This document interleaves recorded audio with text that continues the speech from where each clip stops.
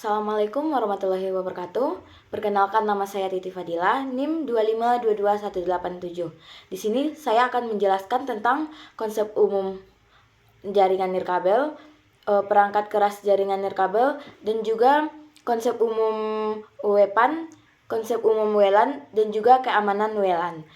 Untuk lebih lanjutnya, simak videonya sampai habis ya. A few moments later. Nah, pertama-tama kita bakal ngobrolin soal jaringan nirkabel. Yap, teknologi sehari-hari yang kita pakai, tapi kadang kita nggak sadar cara kerjanya kayak gimana. Coba bayangkan, kita bisa internetan dari mana saja, dari kamar, ruang tamu, kafe, bahkan di tengah bandara tanpa harus ribet colok kabel sana-sini.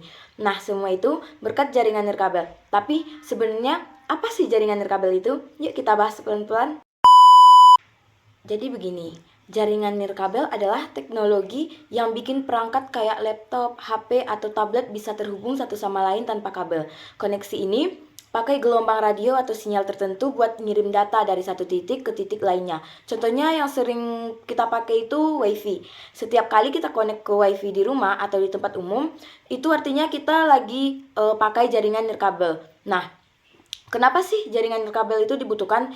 Tujuan utama dari jaringan nirkabel itu simple, biar kita bisa akses internet tanpa ribet kabel. Nggak cuma itu, teknologi ini juga bantu banget buat mobilitas. Kita bisa jalan-jalan sambil tetap terhubung ke jaringan selama masih dalam jangkauan sinyal ya. Selain itu, jaringan nirkabel juga menghemat biaya pemasangan kabel dan fleksibel banget buat dipakai di mana saja, apalagi di tempat-tempat luas atau susah dijangkau kabel. Nah, jaringan nirkabel ini ada komponen-komponennya. Biar jaringan nirkabel ini bisa jalan, tentu butuh beberapa alat pendukung dong. Misalnya itu yang pertama ada access point, yang fungsinya kayak pemancar sinyal kita ke perangkat kita. Yang kedua ada router nirkabel, yang biasanya kita lihat di rumah. Itu yang nyebarin internet ke semua perangkat.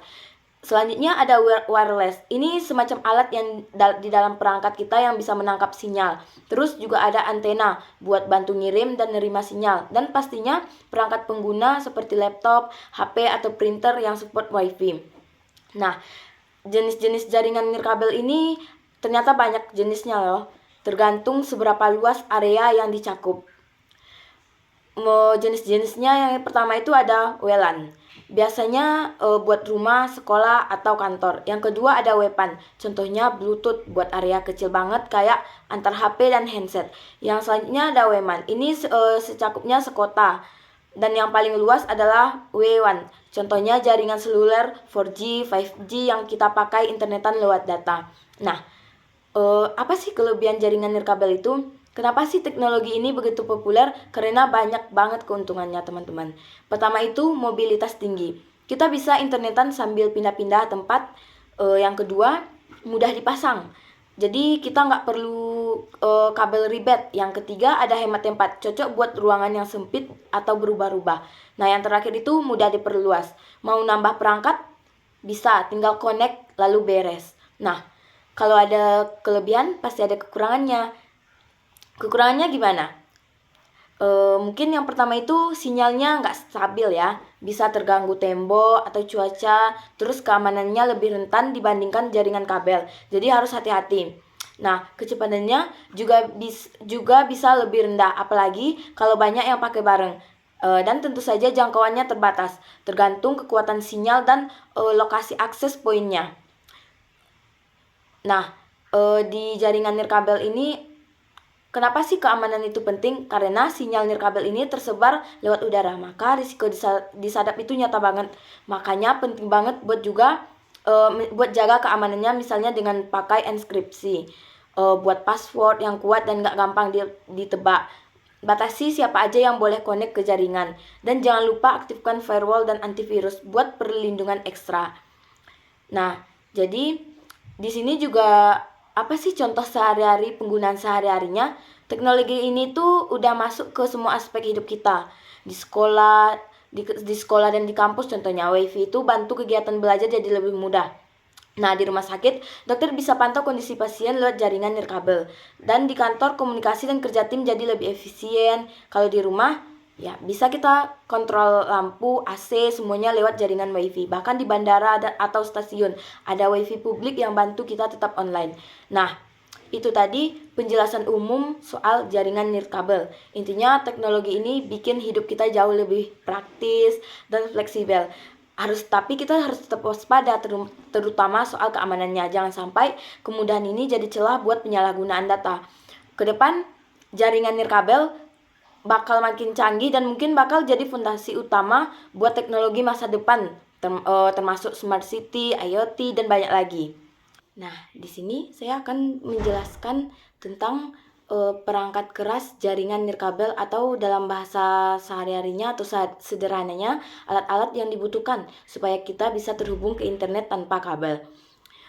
Kita tahu nggak sih bahwa di zaman sekarang itu hampir semua aktivitas kita membutuhkan internet, mau belajar, kerja, seperti yang saya jelaskan tadi, makan pun lewat internet. Nah, biar semua perangkat seperti laptop, HP, tablet, dan komputer bisa terkoneksi dengan internet secara nirkabel atau tanpa kabel itu dibutuhkan yang namanya jaringan nirkabel atau wireless network.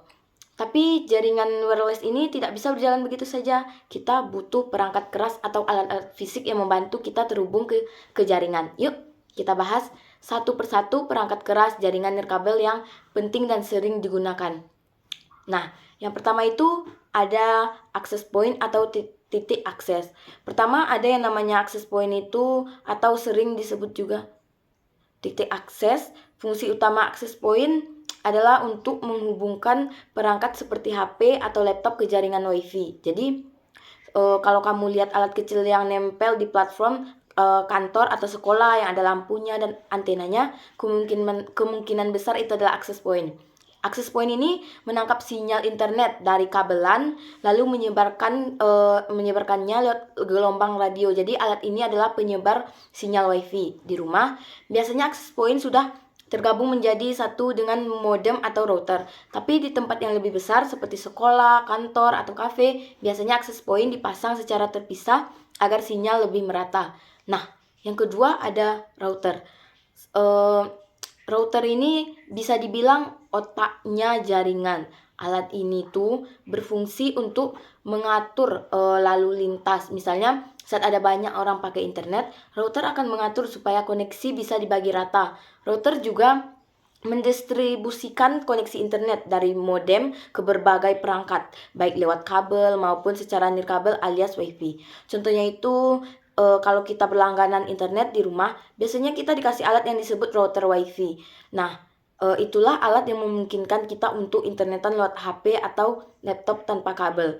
Router ini penting banget loh, karena tanpa router kita nggak bisa menghubungkan banyak perangkat ke jaringan. Jadi, yang ketiga ada modem. Modem itu singkatan dari modulator demodulator. Fungsi modem itu adalah menghubungkan jaringan lokal ke jaringan internet. Kalau diibaratkan, modem itu seperti gerbang yang menghubungkan rumah kita ke jalan raya. Sementara router adalah alat yang mengatur kendaraan di dalam rumah. Jadi, modem itu dia menerima sinyal dari penyedia internet, bisa lewat kabel, fiber optik, atau bahkan sinyal seluler. Lalu modem ini mengubah sinyal tersebut agar bisa dipakai oleh perangkat seperti komputer atau router. Beberapa modem itu sekarang sudah digabung menjadi satu dengan router, makanya disebut dengan modem router.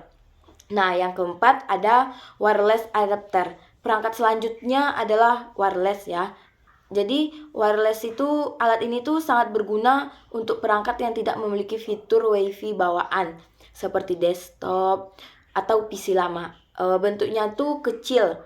Dia mirip flash disk dan biasanya dicolok ke port USB. Setelah dipasang, alat ini akan menangkap sinyal WiFi sehingga komputer yang tadinya cuma bisa internetan tanpa kabel, sekarang bisa pakai jaringan nirkabel. Laptop zaman sekarang itu rata-rata sudah punya wireless adapter bawaan, jadi nggak perlu beli tambahan ya. Nah, yang kelima ada wireless repeater atau range extender. Ada yang pernah dengar nggak? Apa itu? Nah, dia itu untuk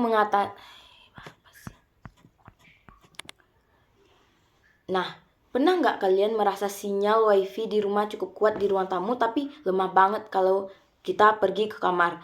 Nah, untuk mengatasi itu, kita bisa pakai yang namanya wireless repeater atau penguat sinyal. Fungsinya itu adalah untuk menangkap sinyal WiFi dari router utama lalu memancarkan sinyal tersebut supaya sinyal bisa menjangkau area yang jauh dari router. Repeater itu cocok banget dipasang di rumah yang besar atau bangunan yang punya banyak dinding karena sinyal WiFi itu bisa terhalang oleh tembok. Atau untuk yang rumahnya besar lah. Nah, yang keenam ada antena wireless. Ada antena wireless itu dia berfungsi untuk memperkuat dan memperluas jangkauan sinyal. Ada dua jenis antena yang umum digunakan. Nah, yang pertama itu ada antena omni.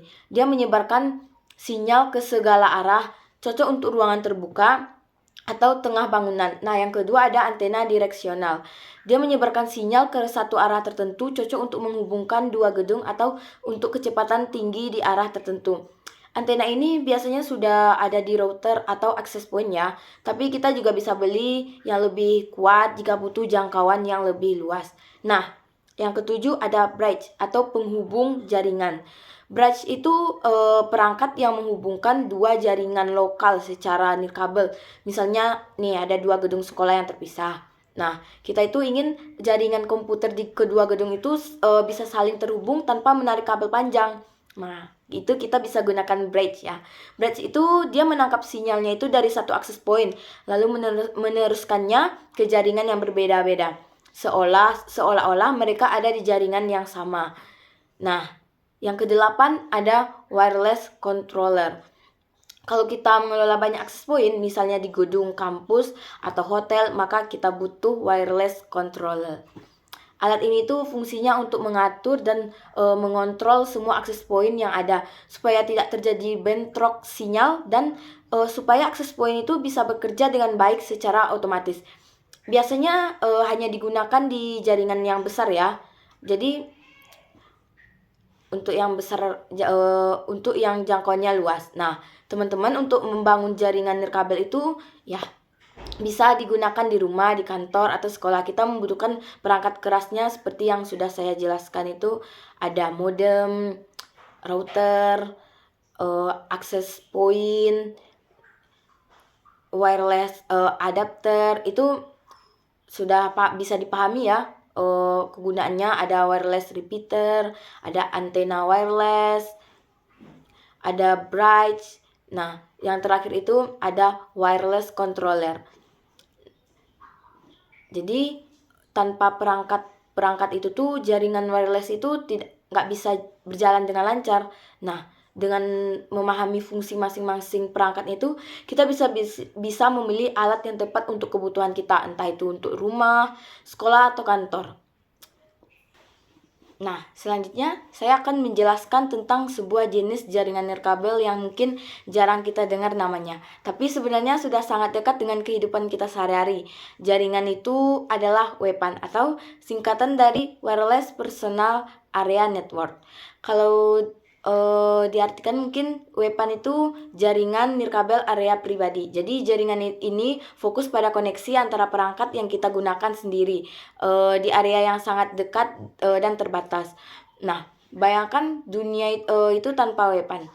Kalau semua perangkat elektronik yang kita pakai harus tersambung dengan kabel, misalnya handset lah yang kita pakai untuk mendengarkan musik harus disambungkan langsung ke ponsel dengan kabel, lalu ponsel juga harus dihubungkan ke printer pakai kabel, dan smartwatch harus nyambung ke laptop pakai kabel juga. Itu bakal ribet. Nah, belum lagi kalau kabelnya kusut atau panjangnya nggak pas, bisa bikin meja kerja kita berantakan dan nggak nyaman. Nah, disinilah WPAN itu berperan besar. WPAN memungkinkan perangkat-perangkat tersebut terhubung secara nirkabel dalam jarak dekat. Jadi, kita bebas bergerak tanpa terganggu oleh kabel. Nah, seberapa jauh jarak WPAN? Biasanya WPAN hanya mencakup area sekitar 10 meter atau bahkan lebih kecil. Misalnya ruang di sekitar tubuh kita atau meja kerja kita. Karena itu disebut personal area. Artinya ini jaringan yang memang dibuat untuk keperluan kita sendiri, bukan untuk banyak orang di area besar seperti WiFi.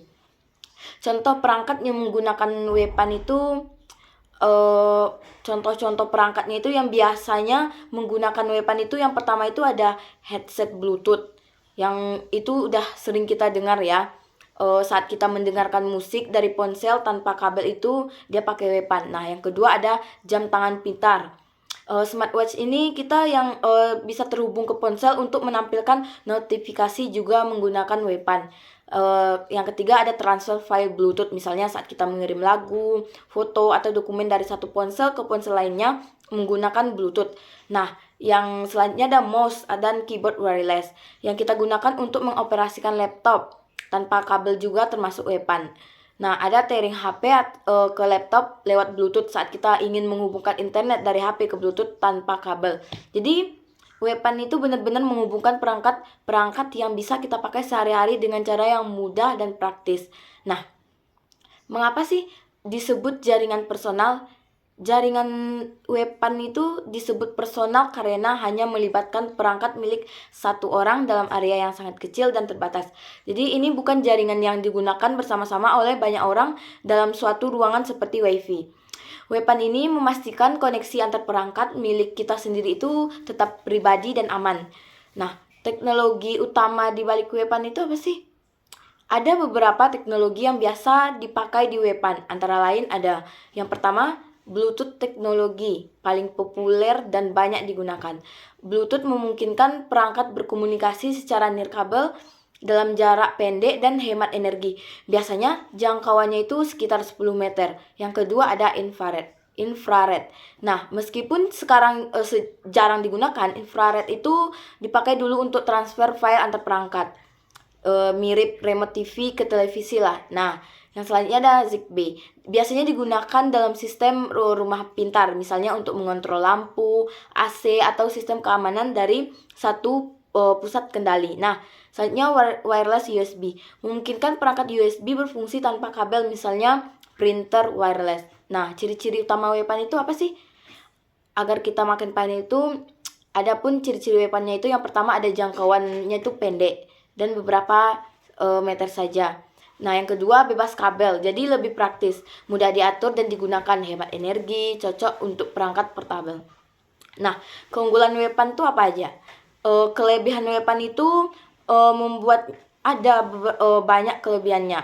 Yang pertama ada praktis tanpa kabel yang merepotkan. Yang kedua cepat terkoneksi. Yang ketiga, compact dan cocok untuk kerja mobile. Lebih aman karena hanya perangkat kita yang bisa terhubung.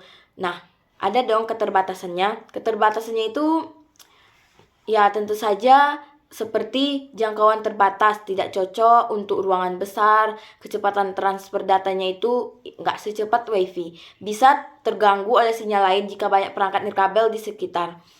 Jadi, WPAN itu adalah jaringan kecil pribadi dan nirkabel yang menghubungkan perangkat kita dalam jarak dekat.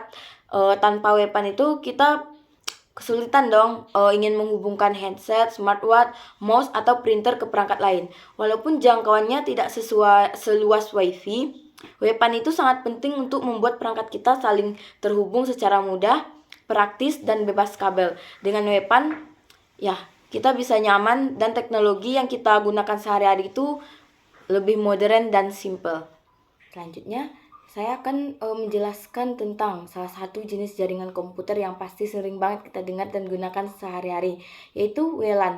WLAN itu singkatan dari Wireless Local Area Network, atau dalam bahasa Indonesianya berarti jaringan area lokal nirkabel. Kalau dari namanya bisa kita tebak bahwa WLAN adalah jaringan lokal yang tidak menggunakan kabel alias nirkabel. Nah, apa sih WLAN itu? Coba bayangkan, ketika kita menghubungkan HP atau laptop ke WiFi di rumah, sekolah, atau kafe. Nah, saat itu kita sebenarnya sedang menggunakan WLAN. WLAN itu adalah jaringan komputer yang menghubungkan beberapa perangkat seperti laptop, HP, printer, dan sebagainya tanpa kabel, dan berada dalam area yang tidak terlalu luas seperti satu rumah, satu kantor, atau satu gedung. Nah, kalau LAN itu pakai kabel ya, maka WLAN itu adalah versi tanpa kabelnya. Dengan WLAN itu kita bisa akses internet dari mana saja dalam jangkauan sinyal WiFi, kirim file antara laptop atau HP di jaringan yang sama, sambungan perangkat seperti printer atau smart TV ke jaringan. Nah, contoh penggunaan WLAN di kehidupan sehari-hari itu apa sih? Nah, kita sudah menggunakan WLAN itu hampir setiap hari, bahkan mungkin tanpa kita sadari ya. Contohnya itu misalnya di rumah. Saat kita menyambungkan HP ke WiFi, dan juga di sekolah atau di kampus itu, contohnya saat kita mengakses internet di perpustakaan atau di ruang kelas. Nah, di kafe, saat kita duduk sambil ngopi dan buka laptop pakai WiFi. Bahkan di bandara, rumah sakit ataupun hotel itu, WiFi yang kita pakai itu bagian dari WLAN. Jadi, bisa dibilang WLAN sudah menjadi bagian hidup modern kita. Nah, bagaimana sih cara kerja WLAN tuh? WLAN itu bekerja dengan menggunakan gelombang radio untuk mengirimkan dari data dari satu perangkat ke perangkat lain melalui perangkat yang disebut access point atau router WiFi. Nah, gambaran umumnya itu misalnya yang pertama ada access point itu dia memancarkan sinyal WiFi. Yang kedua, perangkat seperti laptop atau HP akan menangkap sinyal itu. Lalu setelah terhubung, perangkat bisa saling berkomunikasi dan juga mengakses internet. Router itu berfungsi sebagai penghubung antara perangkat lokal dengan jaringan internet tanpa perlu kabel yang ribet. Lalu perangkat apa yang digunakan dalam WLAN itu apa saja sih? Untuk menjalankan WLAN itu dibutuhkan beberapa perangkat utama, yaitu yang pertama itu ada router atau access point. Nah, alat itu dia memancarkan sinyal WiFi agar bisa ditangkap oleh perangkat lain. Yang kedua, ada wireless network adapter. Perangkat ini biasanya sudah tertanam di laptop, HP, atau komputer dan fungsinya itu untuk menangkap sinyal WiFi ya. Yang ketiga ada modem. Kalau kita juga ingin akses internet, modem itu dibutuhkan untuk menghubungkan jaringan WLAN ke jaringan internet dari penyedia layanan. Nah, kelebihan dari WLAN itu apa sih? WLAN itu punya banyak kelebihan ya. Bisa diantaranya itu ada yang pertama, tanpa kabel. Ruangan itu jadi lebih rapi dan fleksibel. Yang kedua, mobilitas tinggi. Kita bisa berpindah tempat tanpa kehilangan koneksi. Yang ketiga, mudah dipasang, tidak perlu tarik kabel ke setiap ruangan. Yang keempat, bisa digunakan banyak perangkat sekaligus seperti HP, laptop, printer, smart TV dan lainnya. Jadi itu memudahkan kita ya. Nah, kalau ada kelebihan pasti ada kekurangan dong. WLAN itu memiliki beberapa kekurangan. Nah, yang pertama itu sinyal bisa terganggu, misalnya oleh tembok tebal atau gelombang elektronik lain. Yang kedua, keamanan perlu dijaga. Karena sinyal menyebar di udara, WLAN itu mudah dibobol jika tidak diberi sandi yang kuat. Yang selanjutnya, kecepatan bisa menurun. Kalau terlalu banyak perangkat terhubung sekaligus, WLAN itu bisa lambat. Nah, ada pun keamanan dalam WLAN. Karena WLAN menggunakan udara sebagai media transmisinya, maka keamanan adalah hal yang sangat penting. Beberapa langkah yang bisa diambil untuk menjaga WLAN itu, yang pertama, gunakan password WiFi yang kuat. Yang kedua, aktifkan enkripsi jaringan misalnya WPA2 atau WPA3. Yang ketiga, dan aktifkan SSID broadcast jika perlu agar jaringan tidak terlihat oleh orang asing. Yang selanjutnya, selalu update dong. Nah, jadi WLAN itu jaringan nirkabel lokal yang memungkinkan kita untuk menghubungkan perangkat-perangkat elektronik seperti HP, laptop dalam satu area tanpa kabel. WLAN itu sangat membantu kehidupan sehari-hari kita, terutama untuk mengakses internet dengan lebih mudah dan fleksibel dari rumah, sekolah hingga tempat umum seperti kafe dan bandara. Semuanya kini menggunakan WLAN sebagai sarana utama untuk konektivitas.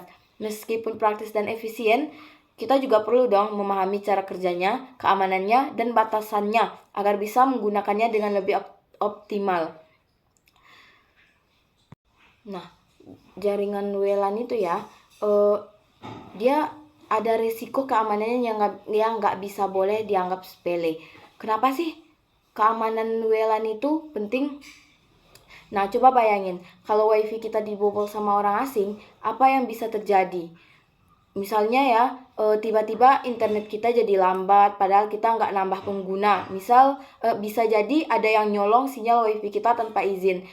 Selain bikin internet lemot, yang lebih bahaya lagi data pribadi kita bisa bocor. Bayangin. Data pribadi itu bisa berupa apa saja, mulai dari foto, chat pribadi, akun media sosial, sampai dokumen penting. Kalau ada yang nyusup, mereka juga bisa ngirim virus atau malware ke perangkat kita. Itu bisa bikin HP atau laptop kita rusak atau kena masalah serius. Jadi, keamanan jaringan WiFi itu nggak cuma soal biar internetnya cepat, tapi juga supaya data kita tetap aman dan nyaman dipakai. Nah, ancaman apa saja yang sering terjadi di jaringan WLAN? Untuk itu sekarang kita bahas ancaman-ancaman yang sering banget muncul di jaringan WiFi. Yang pertama, akses tidak sah. Nah, ini tuh kejadian saat orang yang gak kita kenal nyambung ke WiFi kita tanpa izin. Biasanya karena password WiFi kita terlalu gampang ditebak atau bahkan gak dipassword. Nah, yang kedua, penyadapan data. Ini saat ada orang yang menguping data yang kita kirim dan terima lewat WiFi. Contohnya, saat kita login ke email atau akun media sosial, kalau jaringannya nggak aman, datanya bisa dicuri. Yang ketiga ada man in the middle attack. Serangan ini mungkin cukup berbahaya ya, di mana penyerang nyamar jadi perantara antara kita dan internet. Jadi, semua data yang kita kirim dan terima bisa dilihat atau dicuri penyerang. Nah, yang keempat ada Root access point. Penyerang bikin WiFi palsu yang mirip banget dengan WiFi asli. Kalau kita nyambung ke WiFi palsu, data kita bisa dicuri. Yang kelima ada denial of service. Nah, serangan ini bikin WiFi kita jadi lemot banget atau bahkan nggak bisa dipakai sama sekali karena dibanjiri permintaan palsu. Jadi, gimana cara untuk melindungi jaringan WLAN kita itu? Kalau udah tahu gimana bahayanya, nah untuk WiFi kita aman itu gimana sih caranya? Yang pertama itu gunakan enkripsi WPA2 atau WPA3. Ini penting banget ya guys. Enkripsi ini itu kayak kode rahasia yang mengacak data kita supaya nggak bisa dibaca orang lain. Jangan pakai enkripsi lama seperti web atau akan mudah dibobol. Nah, yang kedua ganti sandinya. Kalau masih pakai nama jaringan dan password bawaan, itu bahaya. Ganti nama WiFi jadi unik dan buat password yang susah ditebak. Pakai kombinasi huruf besar, huruf kecil, angka, dan simbol. Yang ketiga, nonaktifkan SSID kalau perlu. Kalau kamu nggak mau WiFi-mu kelihatan di laptop jaringan orang lain, kamu bisa matiin fitur ini. Tapi ingat, ini biasanya dipakai di kantor atau tempat yang butuh keamanan ekstra, bukan untuk WiFi rumahan. Nah, yang keempat ada aktifkan firewall di router. Firewall itu seperti penjaga gerbang yang ngefilter siapa saja yang boleh masuk ke jaringan kita. Jadi pastikan ya firewall router itu aktif. Nah, yang kelima ada batasi jumlah perangkat yang bisa terhubung. Kalau memungkinkan, batasi jumlah perangkat yang boleh nyambung ke WiFi kita. Ini bisa mengurangi risiko ada yang nyusup dan juga menjaga kecepatan internet tetap stabil. Nah, yang keenam, gunakan MAC address filtering. Setiap perangkat itu punya alamat unik, namanya MAC address. Dengan fitur ini, kita bisa pilih perangkat mana saja yang boleh masuk ke WiFi kita. Yang terakhir, yang ketujuh, rutin update routernya. Router juga butuh update supaya masalah keamanan yang lama diperbaiki. Jadi, kita harus update secara berkala. Yang kedelapan, ada buat jaringan tamu. Kalau sering ada tamu atau teman yang mau pakai WiFi, lebih baik buat jaringan khusus tamu. Jadi mereka bisa internetan tanpa bisa akses perangkat kita yang lain. Yang kesembilan itu kita bisa pantau perangkat yang terhubung. Sesekali cek siapa saja yang nyambung ke WiFi kita. Kalau ada yang nggak dikenal, langsung blokir supaya nggak akses jaringan.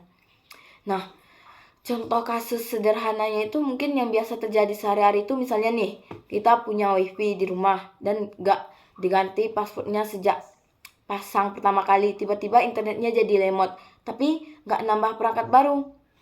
Kalau dicek, ternyata tetangga kita nyambung ke WiFi tanpa izin. Ini masalahnya jelas masalah keamanan ya.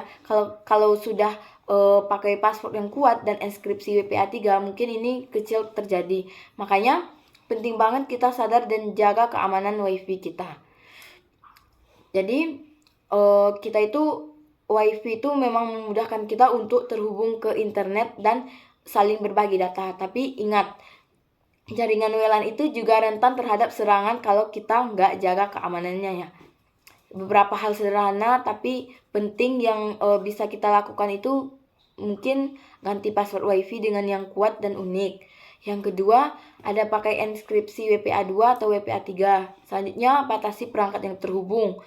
buat jaringan tamu untuk pengunjung, rajin cek siapa yang terhubung, update firmware router secara rutin. Dengan begitu, kita bisa nikmati internet dengan aman dan nyaman tanpa takut data kita dicuri atau jaringan kita disalahgunakan. Keamanan WiFi bukan cuma urusan teknisi atau admin, tapi kita semua sebagai pengguna harus paham dan peduli. Mungkin itu saja penyampaian dari saya. Terima kasih sudah mendengarkan penjelasan saya. Jika ada salah kata, saya mohon maaf. Assalamualaikum warahmatullahi wabarakatuh.